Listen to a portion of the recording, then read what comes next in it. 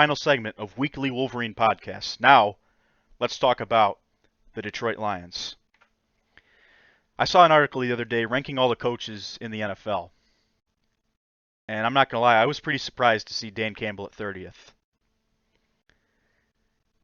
If you just look at everything on paper, yes, the Lions were the worst team in the league last year, and there's nothing really to look forward to. Had the worst defense in the league statistically. The statistics were absolutely horrible. But have these people ever heard of context? Did these people just suddenly forget the mess that Matt Patricia and Bob Quinn left us? They left us with the worst roster in the NFL. And Dan Campbell was given absolutely nothing. I said in the first year, whoever's coaching this team is not going to have a good first season. So honestly, to go 3-13-1 was a little bit of a pleasant surprise, honestly, because this team, talent-wise, was easily the worst in the NFL. I would say maybe not worse than Jacksonville at this point because they had a couple players emerge, but before the season, this was, on paper, the worst roster in the league, especially on the defensive end. So I think anyone that follows the Lions knows that that ranking is probably complete garbage. But I also wanted to get to another point as well. I have a bad feeling about what's going to happen next season. Now that the Lions have some momentum going their way, the expectations are going to raise for Campbell, as they should.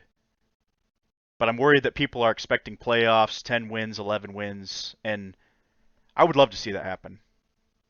This is the problem, though. The expectations need to be honed just a little bit. Next year's not going to be great either. If it is, it's a surprise. But if it's not, we can't go accosting Dan Campbell saying he's a terrible coach. Now, if he's mismanaging games like he did early last year, then I agree that, maybe he's not the coach that we think he is. But if he doesn't win 10 games next year, it doesn't mean he's not doing his job. The team is still in the right trajectory. They filled a lot of roster holes, but there's still a few holes left. That's just the reality. You can't fix all 22 positions in one offseason. You just can't. Especially with Jared Goff's contract, which was part of the deal we had to make with Matthew Stafford. That was part of our inability to sign free agents. So with our first draft pick, we got Jamison Williams. Love the pick. I think on paper he's one of the best receivers in this draft. Great open field speed. That can't be taught. And once he recovers from that injury, I think he's going to be great.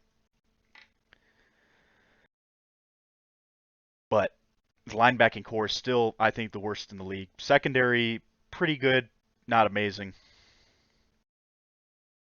On paper, this is still a below-average football team. And the defense, while I expect it to improve marginally, it's not going to be a significant difference. Aiden might get 9 or 10 sacks. Pascal might have a nice year. Aleem McNeil looks pretty good. But otherwise, this defense is still full of undrafted free agents. And even if the starting rotation is not that bad, one injury down in this team is a disaster. They don't quite have the depth yet. And I still think that this is going to be probably a 5 or 6 win football team. I think that's a little bit more realistic. It's definitely a big year for Jared Goff. Don't get it twisted. But I still think this defense is a few pieces away from being anything special. I just want to see improvement. I think year 3 is when you can start talking about flirting with the playoffs. Even then, still a lot of holes on this roster. And even if you draft perfectly, you're still going to have a couple issues. And I hate to break it to you. I love Brad Holmes. He's not going to draft perfectly. There's going to be a few picks, maybe it's Levi Onwuzurike, that aren't going to pan out. That's just the law of averages. That's just what it is as an NFL GM. You're going to miss sometimes. So, really, we have to remember one thing too. Campbell was given a 6-year deal for a reason. So, no, I don't expect big things to happen next year. I expect an improved football team. I don't expect anything special. And I think people need to hone it down a little bit. And, if you're upset that it's taking this long to rebuild, be more upset that Bob Quinn and Matt Patricia were given this long to absolutely destroy this football team. Both guys were not well-qualified candidates and had no business being hired. At least with Campbell and Holmes, there was some research done on the hiring, and based on some of the moves they've made, based on some of the coaches that have been hired, assistant coaches, good reason to believe that this is a good staff.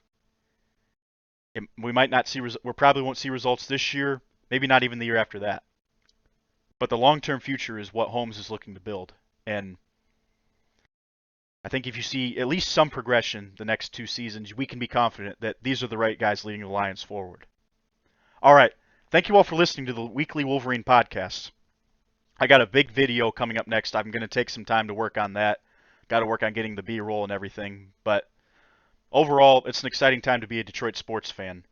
Oddly enough, it's weird because I'm almost looking more forward to the Lions, Pistons, and Wings than I am with Michigan and the Tigers. And it's been a long time since I've said that. I'm looking forward to this Michigan football season, but the future of the program, the future is dark. But the future of the Pistons is very, very bright based on what I saw last night. The future of the Red Wings is very, very bright with Raymond, Sider, a lot of cap space. Maybe not this season, but pretty soon I think this team is going to be competing for a playoff spot and possibly home ice advantage.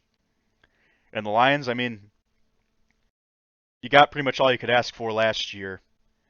Definitely some reasons for optimism. So it used to be that the professional teams in this city were the laughingstock, at least the past decade, and Michigan was the team to look forward to. But you know what? I honestly wonder, too, how long is Jim Harbaugh going to tolerate this, and how long is he going to dart for the NFL? Because if this school is not committed to winning, Jim Harbaugh should not stick around here. That simple. All right. You all have a good night. Look for the big video to come out, and take care.